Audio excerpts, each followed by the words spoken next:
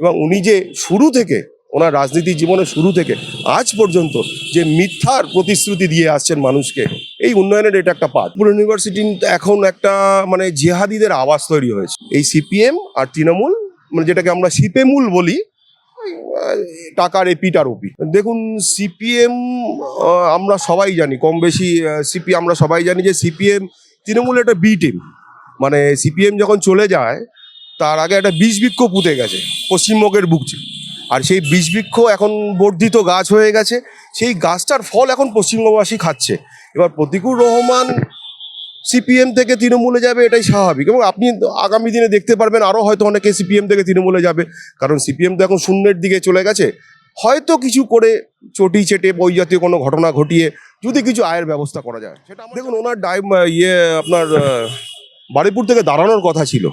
এই প্রশ্নটা আপনি যদি ওকে করেন তাহলে এই উত্তরটা উনি ভালো করে দিতে পারবেন, কেন উনি বারুইপুর থেকে দাঁড়ালেন না। শিকদারা তো বিক্রি করে বসে আছে, ওনারা তো ওই সেকুলারিজমের নামে একটা গল্প শোনায় মানুষের কাছে, মানে সিউডো সেকুলারিজম যেটাকে বলা হয়, ওই সেকুলারিজমের নামে একটা গল্প শুনিয়ে মানুষের কাছে ভোট ভিক্ষা করে।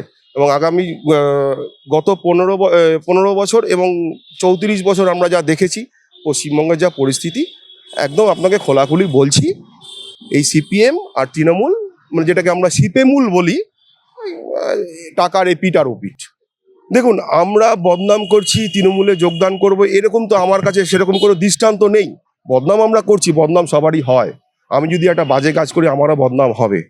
তা আমাদের মাননীয় যিনি আছেন তিনি তো সবার মাথার উপরে আছেন, উনি আমারও মুখ্যমন্ত্রী, এটা মাথায় রাখতে হবে। আপনার আমার সকলেরই মুখ্যমন্ত্রী, উনি তো সবই দেখছেন, সবই জানছেন, কিন্তু কোনো কিছু প্রতিকার করছেন না, উনি অন্যায়ের সঙ্গে আপোষ করছেন।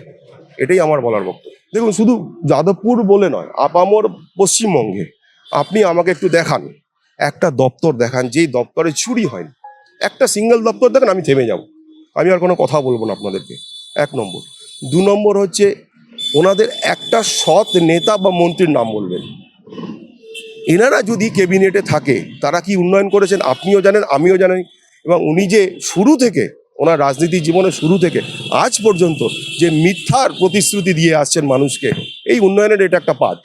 দেখুন, ডোমিসাইল সার্টিফিকেটটা ওনারা চেয়েছিলেন যাদের লজিক্যাল ডিসক্রিপেন্সি আছে, প্লাস যাদের আপনার ধরুন 2002-এর আগে নাম নেই বা 2002-তেও নাম নেই, তাদেরকে উনি এখানকার ডোমিসাইল সার্টিফিকেট দিয়ে এসআইআরে এনুমিনেশন ফর্ম ফিল আপ করে ওনারা কি করবেন, ভোটের ফাইনাল লিস্টে নাম তোলাবেন।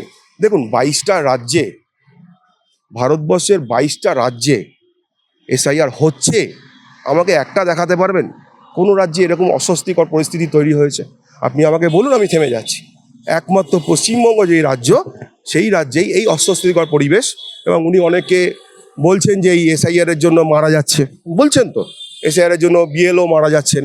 আজকে বেকার ভাতা নেওয়ার জন্য, মানে যুবসাথী না কি নাম একটা দিয়েছেন, সেখানেও লাইনে দাঁড়াচ্ছেন মানুষ। কই, আজকে তো একজনও কেউ মারা যাচ্ছেন না। লক্ষ্মী ভাণ্ডার নেওয়ার সময় যে বিশাল লাইন পড়েছিল তাতে তো কেউ মারা যাচ্ছে না। এটা কি উনি মারছেন নাকি না, মানে লজিক্যালি মারছেন নাকি না মানুষকে বোঝানো হচ্ছে, সেটা আমার জানা নেই।